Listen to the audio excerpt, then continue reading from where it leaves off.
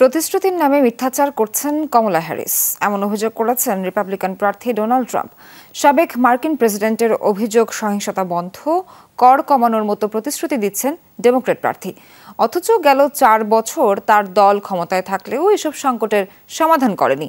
মার্কিন গণতন্ত্রের জন্য কমলাকে হুমকি হিসেবেও আখ্যা দেন ট্রাম্প।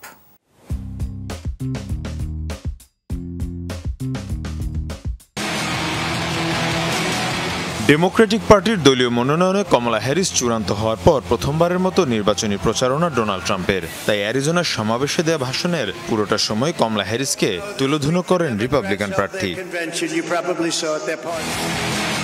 ভাষণে কমলা হ্যারিসকে মিথ্যাবাদী আখ্যা দেন ট্রাম্প। অভিযোগ করে বলেন, যেসব পরিবর্তন আনার ঘোষণা দিচ্ছেন ডেমোক্রেট নেতারা, সেগুলো গেল 4 বছরেই করা সম্ভব ছিল, কিন্তু তাতে ব্যর্থ হয়েছেন তারা।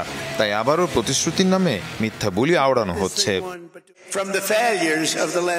ডেমোক্রেটরা অনেক বড় বড় কথা বলছেন। কমলা বলছেন তিনি করের হার কমাবেন, সহিংসতা বন্ধ করবেন, অথচ তার দলই ক্ষমতায় রয়েছে গেল 4 বছর ধরে। অথচ এই দীর্ঘ সময় এসব ইস্যুতে কোনো পরিবর্তন আনতে পারেনি ডেমোক্রেটরা।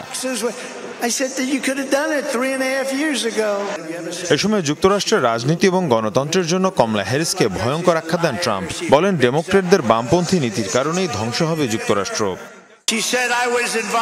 কমলা হ্যারিস একজন উন্মাদ বামপন্থী, সে যুক্তরাষ্ট্রের সব নীতিকে শেষ করে দেবে।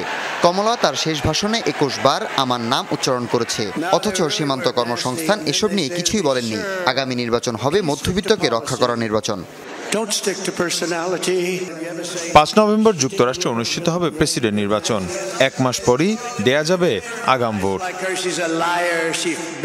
মীর মুশফিকা হাসান, যমুনা নিউজ।